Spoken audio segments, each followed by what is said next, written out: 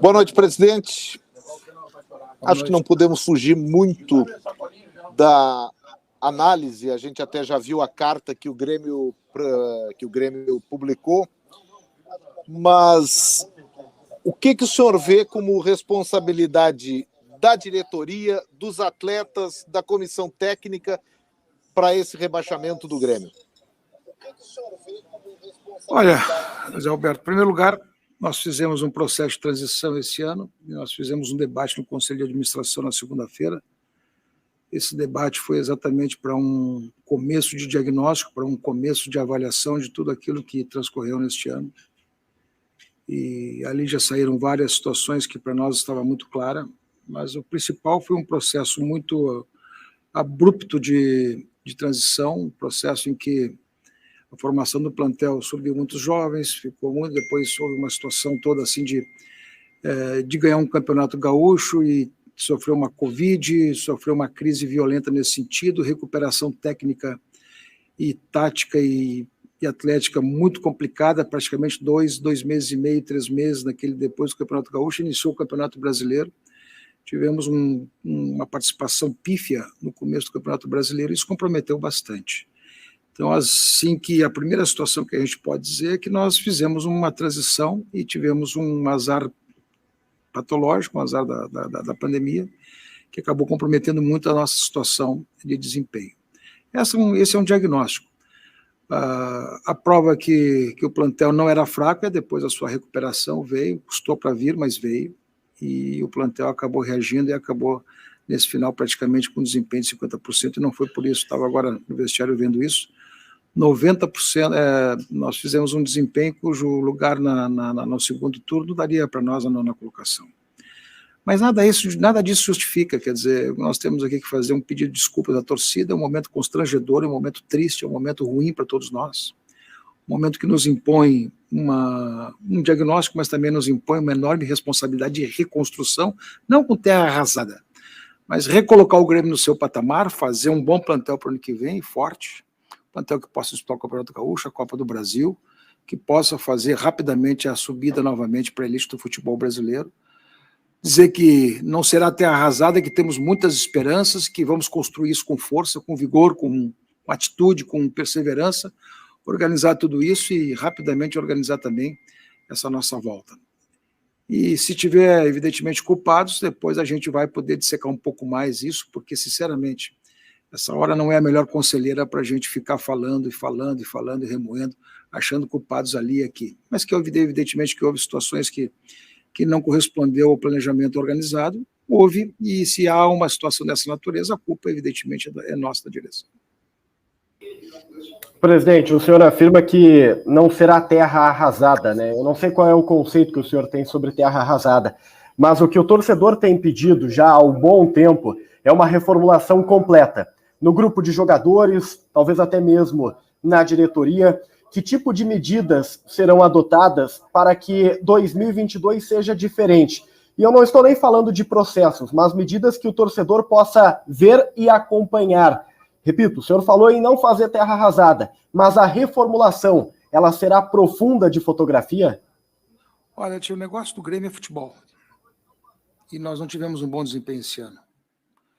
Se o nosso negócio é futebol e nós tivemos um bom desempenho esse ano, o começo de qualquer reformulação é exatamente no futebol, claro.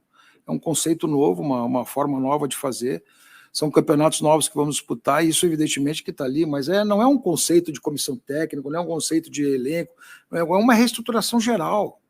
É ali que a gente tem que meter mão, sim. Eu acho que passa por uma reestruturação. Se nós falhamos num campeonato como esse, se nós não chegamos num campeonato como esse, se nós não ficamos numa posição de rebaixamento, é porque teve falhas, e se teve falhas tem que mudar, e mudança vai haver. É uma reformulação que vai ter que ser. A primeira reestruturação profunda que terá, sim, é no futebol, no contexto geral de todo o departamento, todas as suas políticas. Essa que é a realidade. Presidente, boa noite.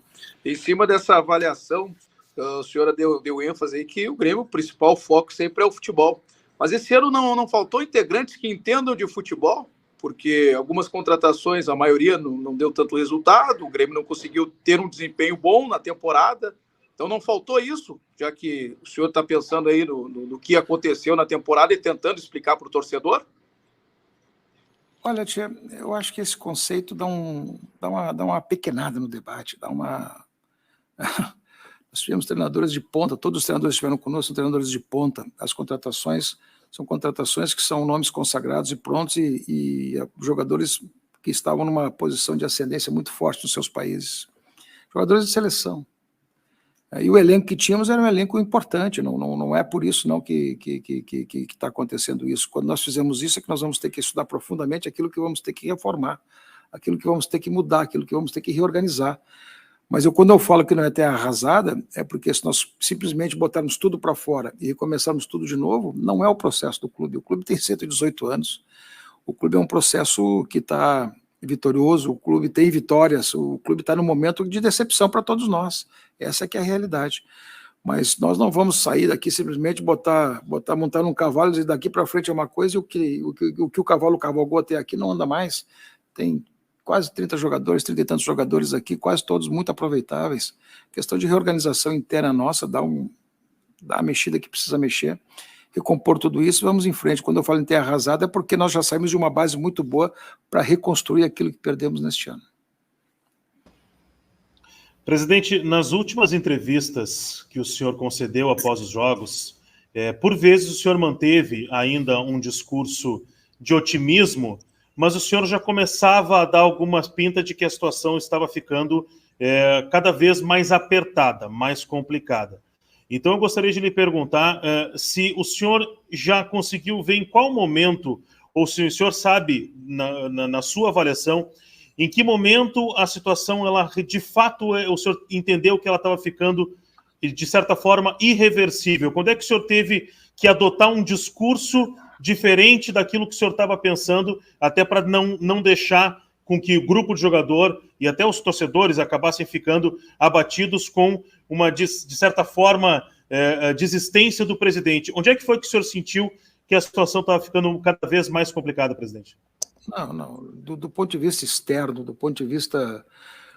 Quer dizer, uma coisa é tu ser realista, outra coisa é tu ser desistente. Uma coisa é ser realista dizendo o seguinte: quanto mais o tempo encurtava, quanto mais jogos aconteciam, menos chance tu tinha. E se tu escondesse essa realidade, tu estava fora do contexto. Essa que é a verdade. Vamos colocar as coisas nos seus devidos lugares. Então, quanto mais tu te afastava da possibilidade de chegar com menos interferência de terceiros, chegamos aí na última rodada vivos, mas dependendo de terceiros. Né? E, na verdade, um jogo dos três, um jogo não correspondeu. E no momento que um jogo não correspondeu, não deu para nós, quer dizer, nós estávamos na dependência exatamente dos resultados de terceiros. Então, o que eu te diria? Nós nunca desistimos. Chegamos na última rodada viva dependendo de terceiros. Mas é evidente que tinha que se dizer isso, porque na medida que as coisas não aconteciam, os resultados não vinham, ficava mais escasso o tempo de recuperação. Essa que é a verdade. Nossa recuperação custou acontecer. E ficamos devendo pontos, e é basicamente isso. Então o discurso tem que ser adaptado, não para fazer mas simplesmente para adaptar a realidade. É isso que está acontecendo e é isso que tem que se dizer, porque senão tu parece às vezes, uma coisa é ter fé, acreditar que vamos lá, e isso todos nós tivemos aqui. A outra coisa é também saber as avaliações corretas e adequadas nos fatos. Os fatos estão ali, não tem que tapar absolutamente nada de escurecer a visão, não é nada disso, não. Quando a gente via que o tempo estava passando e nós não tínhamos os resultados, claro que cada vez ficava mais difícil. Mas tivemos na última rodada a possibilidade de chegar e estávamos muito esperançosos que pudéssemos chegar e operamos para que isso pudesse acontecer também. Essa que é a verdade. Trabalhamos, fizemos a nossa parte. Presidente, nos 3 rebaixamentos da história do Grêmio, os 3 presidentes foram aclamados. Rafael Bandeira, Flávio Albino e o senhor. É só coincidência, na sua opinião? O senhor acha que o Grêmio convive mal quando o presidente é aclamado? O Grêmio precisa de uma oposição, precisa de alguém debatendo as questões do Grêmio para funcionar, presidente? Não, nós vimos num momento importante, o clube o clube tem uma situação de governo boa, quer dizer, o clube tem uma administração que está estruturada, vai ter agora nós vamos ter que fazer uma enorme readaptação nesse particular, né? Vamos ter os reflexos logo em seguida, né? A começar pela ausência de premiação que já tivemos aqui, já da 16ª posição, que seria a última posição remunerada, mas já vamos ter problemas ali, entendeu? Nós vamos ter que contornar essas coisas todas já em seguida. A coincidência de ser aclamado, se eu tivesse me dado conta disso, talvez, mas como eu não sou muito supersticioso, se eu tivesse, talvez, mas para mim é mera coincidência, compreendeu? E o clube vive um momento democrático, sim, de amplo debate, e mais do que nunca eu sou hoje absolutamente muito discutido, muito questionado, muito criticado. E se eu te disser que esse não é um ambiente democrático, que a gente aceita, mata no peito e faz também a sua própria autocrítica, e temos que fazer a nossa autocrítica e vamos fazê-la cada vez mais. Por quê? Porque falou, a torcida falou, o jogo falou, o futebol falou, a estrutura falou, e nós não respondemos a tudo isso. Na medida que não respondemos a tudo isso, temos que ter atitude muito clara de fazer essa reformulação. Então, esta é mera coincidência, o resto tudo eu mato no peito com autocrítica, mas o nosso ambiente aqui é bastante debatido e passa por um momento de muito questionamento. Oi, presidente. O senhor está me ouvindo legal aí? Tô. É claro que é um momento em que a derrota, o rebaixamento está muito presente, mas até para um sentido de mudança, o que o senhor consegue compartilhar com a gente da decisão da reunião do Conselho de Administração dessa reestruturação? A folha que vai mudar, o que vocês estão pensando de estrutura do departamento de futebol, em funções, como lidar com a queda abrupta de receitas, com o contrato da TV. O que o senhor pode já dizer de decisões do Conselho de Administração? O clube vai manter a mesma lógica de que o que recebe é o que tem capacidade de pagar. E isso vai impactar em tudo, vai impactar na folha, vai impactar nos compromissos, vai impactar na repactuação dos contratos, vai impactar a reorganização das nossas contas, na forma como a gente tem procedido até o presente momento, renegociação talvez de acordos judiciais e tudo mais, renegociação de contratos. Então, tudo isso, o conceito permanece exatamente o mesmo. Nossa capacidade de pagar é X e a nossa capacidade de receita é X.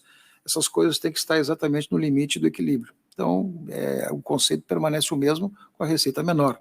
Tu vai ter que ter muito mais capacidade de ter acertos, e isso vai ser fundamental. Sim, acertos que eu digo é montar o time correto, aproveitar o que temos aqui, trazer mais algumas peças aí que possam nos organizar um time que vai enfrentar os campeonatos que temos pela frente, mas os conceitos permanecem os mesmos com a receita que temos. E é isso, galera. Esse aqui foi mais um vídeo. Deixe seu like e se inscreva no canal.